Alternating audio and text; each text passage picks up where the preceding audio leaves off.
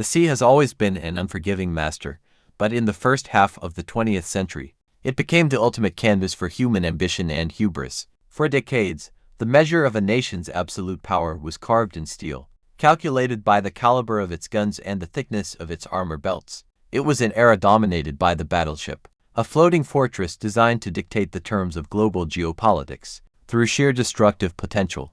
Yet, as the fires of the Second World War began to consume Europe and the Pacific, the traditional rules of naval engagement started to fracture. Even as aircraft carriers began to assert their dominance from a distance, engineering bureaus across the globe were still locked in a silent, desperate race to create the ultimate artillery ship, a vessel so monolithic that its mere presence could paralyze an enemy fleet. This was not just a competition between steel plants and shipyards, it was a philosophical clash between two radically different naval doctrines, a high-stakes chess game played on blue blueprints. On one side stood the United States, a nation preparing to project overwhelming industrial might across vast oceanic expanses, culminating in the design of the Montana-class battleship. On the other side was Nazi Germany, a continental power trapped by geography, dreaming of breaking its chains with the mythical H-44 project, an architectural titan meant to achieve absolute naval autarky. These two designs never met in the cold waters of the Atlantic or the vast horizons of the Pacific. Yet their conceptual collision represents the absolute zenith and the final tragic sigh of the battleship era. To understand the genesis of the Montana class, one must look at the shifting realities of the American naval strategy. In the early 1940s, the United States Navy had built its reputation on tactical flexibility and logistical supremacy, exemplified by the Iowa-class battleships, which balanced formidable firepower with the high speeds necessary to escort fast carrier task forces. However, American planners knew that speed required a heavy sacrifice in protection. The rise of foreign super battleships, particularly whispers of Japan's massive Yamato, forced the General Board to reconsider its priorities. The Montana class was conceived not as an escort, but as a pure line-of battle instrument, a design where speed was deliberately bartered away to secure total tactical invulnerability against any known naval weapon. It was to be a ship that did not need to run from a fight, because it possessed the raw muscle to absorb the heaviest blows an enemy could deliver, and return them with interest. The Americans abandoned the strict beam limitations previously imposed by the Panama Canal, deciding that global naval supremacy was worth the logistical headache of a wider hull. This massive canvas allowed naval architects to construct a vessel that stretched nearly 925 feet in length, displacing over 70,000 tons when fully combat-ready. The Montana was the ultimate expression of American pragmatic engineering, a machine designed to function as a crushing hammer within a highly coordinated, multi-layered naval apparatus. In sharp contrast, the German H-44 project emerged from an entirely different psychological and strategic landscape. Germany's naval doctrine under the Kriegsmarine was haunted by the ghost of the First World War, defined by the constant threat of a British blockade and the brutal reality of numerical inferiority. For Adolf Hitler and the grand planners of the Z-Plan, a battleship could not simply be a unit in a fleet, it had to be an independent, self-sustaining island of power capable of terrifying an entire hemisphere. As the war progressed and Allied bombing raids grew more devastating, German naval architects became obsessed with a single, overriding fear: the destructive potential of heavy aerial bombs and underwater torpedoes. The H-44 was not designed to fight a conventional naval war, it was designed to survive an apocalypse. The engineers at the construction bureaus pushed the boundaries of imagination, expanding the hull to an astonishing width of over 120 feet, with a projected displacement that soared past 130,000 tons.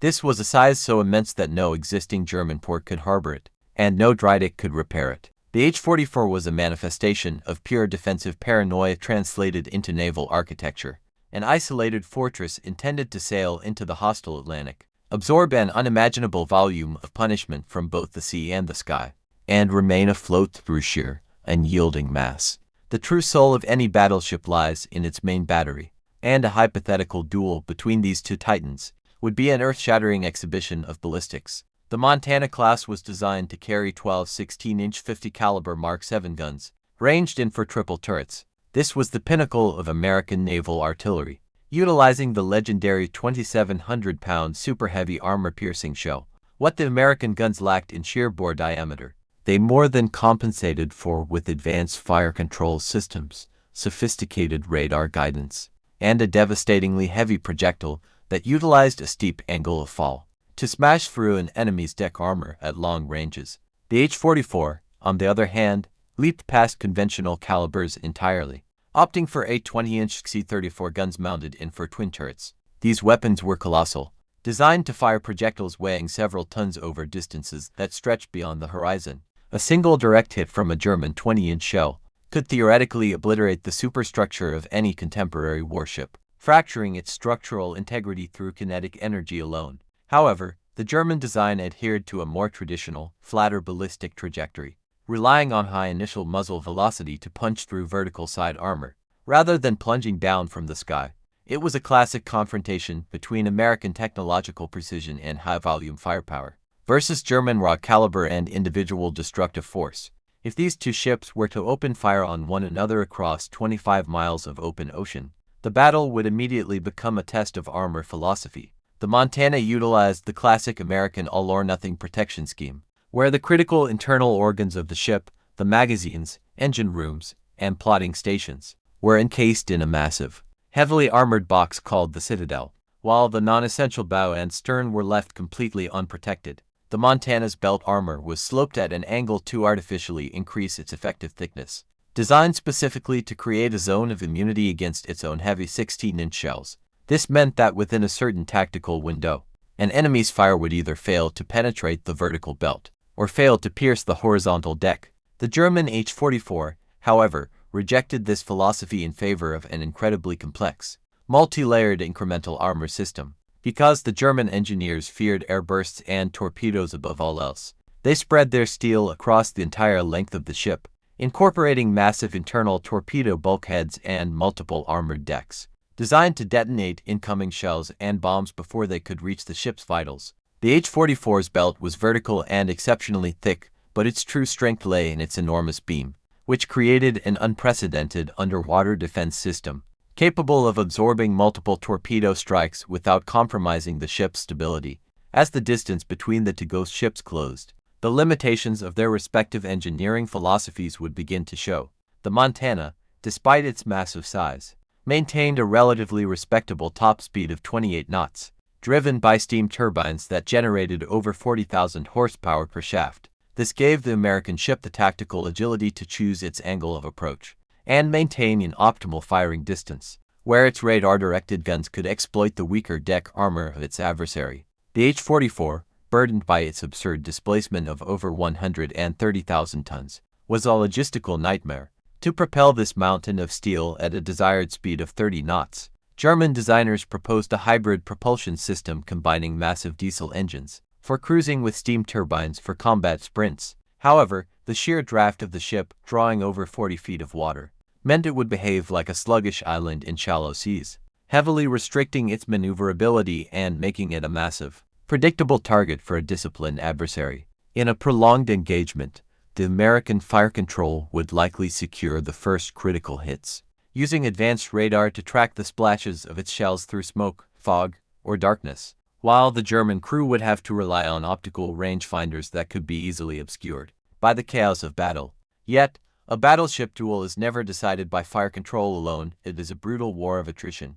If the H-44's massive 20-inch guns managed to find their mark, the sheer kinetic violence of those enormous shells hitting the Montana would be catastrophic. Even if the American Citadel held, the unarmored bow and stern of the Montana would be torn to shreds, causing extensive localized flooding, destroying secondary radar arrays, and systematically stripping away the ship's ability to communicate and fight. The German ship was built to take this kind of damage and keep its guns turning. Its compartmentalization was so vast that it could absorb thousands of tons of water in its non-critical sectors without risking a capsize. The American strategy would have to rely on a relentless, methodical demolition of the H-44's superstructure, knocking out its optical directors, starting uncontrollable fires, and using the steep, plunging trajectory of the 16-inch super heavy shells to punch through the upper decks and detonate deep within the German engine rooms. It would be a horrifying spectacle of industrial destruction, a contest where one ship's structural stamina was pitted against another's technological precision.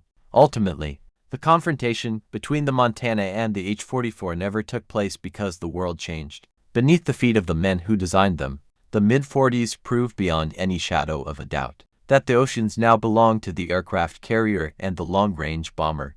The United States canceled the Montana class before a single keel was laid, realizing that the steel, labor, and billions of dollars required to build these artillery monsters were far better spent on fleets of Essex-class carriers and fleets of logistics vessels. Germany's H-44 never progressed beyond conceptual sketches and mathematical equations, a paper dream born of an increasingly desperate regime that mistook sheer physical size for strategic dominance. These designs stand today as monumentally fascinating artifacts of an alternate history, a testament to a moment when human engineering reached the absolute limit of what could be achieved with conventional naval artillery.